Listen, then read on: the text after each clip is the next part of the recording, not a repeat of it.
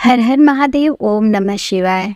तो हरतालिका तीज पर सभी सुहागिन औरतें 16 श्रृंगार के साथ इस व्रत को करें और ये कथा को अवश्य सुने। बिना कथा के पूजा अधूरी होती है। तो यह हरतालिका व्रत कथा शिव जी ने माँ पार्वती को खुद सुनाई थे। शिव भगवान ने इस कथा में माँ पार्वती को उनका पिछला जन्म याद दिलाया था। तो आप वीडियो के अंत तक बने रहें, ये कथा को पूरी देखें। मेरी अनुरोध है, मेरा निवेदन है कि आप कथा को आधी अधूरी सुन के ना छोड़ें। कथा को पूरी सुननी चाहिए, आधी पे छोड़ना बहुत ही बड़ा पाप होता है। तो कथा शुरू करने के पहले मैं आपसे बोलना चाहूँगी कि जो भी नए हैं वो चैनल को सब्सक्राइब कर लें और वीडियो को लाइक करते हुए ओम नमः शिवाय ज़रूर कमेंट करें। तो शिव भगवान बोलते हैं, हे गौरा, पिछले जन्म में तुमने मुझे पाने के लिए बहुत छोटी उम्र में कठोर तप और घोर तपस्या की थी। तुमने ना तो कुछ खाया और ना ही पिया, बस हवा और सूखे पत्ते चबाए।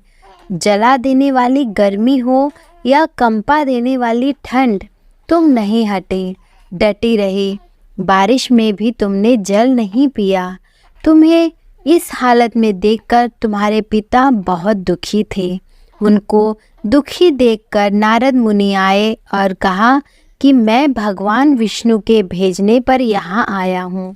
वह आपकी कन्या से ही विवाह करना चाहते हैं। इस बारे में मैं आपकी राय जानना चाहता हूँ।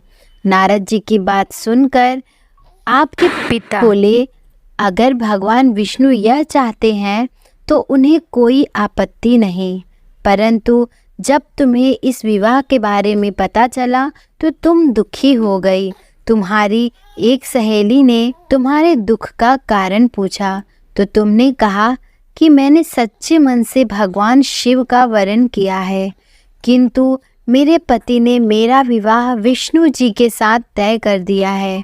मैं विचित्र धर्म संकट में हूँ। अब मेरे पास प्राण त्याग देने के अलावा कोई और उपाय नहीं बचा। तुम्हारी सखी बहुत ही समझदार थी। उसने कहा, प्राण छोड़ने का यह कारण ही क्या है? संकट के समय धैर्य से काम लेना चाहिए।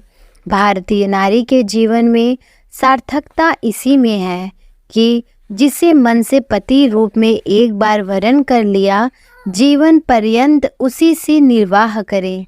मैं तुम्हें घनघोर वन में ले चलती हूँ, जो साधना स्थल भी है और जहाँ तुम्हारे पिता तुम्हें खोज भी नहीं पाएंगे। मुझे पूर्ण विश्वास है कि ईश्वर अवश्य ही तुम्हारी सहायता करेंगे। तुमने ऐसा ही किया। तुम्हारे पिता तुम्हें घर में न पाकर बड़े चिंतित और दुखी हुए। इधर तुम्हारी खोज होती रही, उधर तुम अपनी सहेली के साथ नदी के तट पर एक गुफा में मेरी आराधना में लीन रहने लगी। तुमने रेत के शिवलिंग का निर्माण किया। तुम्हारी इस कठोर तपस्या के प्रभाव से मेरा आसन हिल उठा और मैं शीघ्र ही तुम्हारे पास पहुंचा और तुमसे वर मांगने को कहा। तब अपनी तपस्या के फलीभूत मुझे आपने समक्ष पाकर तुमने कहा, मैं आपको सच्चे मन से पति के रूप में वरण कर चुकी हूँ। यदि आप सचमुच मेरी तपस्या से प्रसन्न होकर यहाँ पधारे हैं तो मुझे अपनी अर्धांगिनी के रूप में स्वीकार कर लीजिए। तब तथास्तु कहकर मैं कैलाश पर्वत पर लौट गया। उसी समय गिरिराज अपने बंधु बांधवों के साथ तुम्हें खोजते हुए वहां पहुँचे। तुमने सारा वृत्तांत बताया और कहा कि मैं घर तभी जाऊंगी अगर आप महादेव से मेरा विवाह करेंगे। तुम्हारे पिता मान गए और उन्होंने हमारा विवाह करवाया। इस व्रत का महत्व यह है कि मैं इस व्रत को पूर्ण निष्ठा से करने वाली प्रत्येक स्त्री को मनवांछित फल देता हूँ।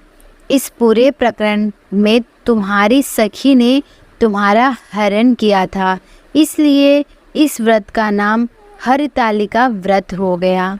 इस व्रत से जुड़ी एक मान्यता है कि इस व्रत को करने वाली स्त्रियां पार्वती जी के समान ही सुखपूर्वक पति रमण करके शिवलोक को जाती हैं।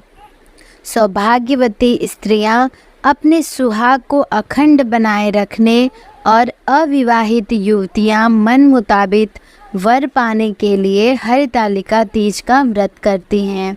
इस दिन व्रत करने वाली स्त्रियां सूर्योदय से पूर्व ही उठ जाती हैं और नहाकर पूरा श्रृंगार करती हैं। पूजन के लिए केले के पत्ते से मंडप बनाकर गौरी शंकर की प्रतिमा स्थापित की जाती है। इसके साथ पार्वती जी को सुहाग का सारा सामान चढ़ाया जाता है।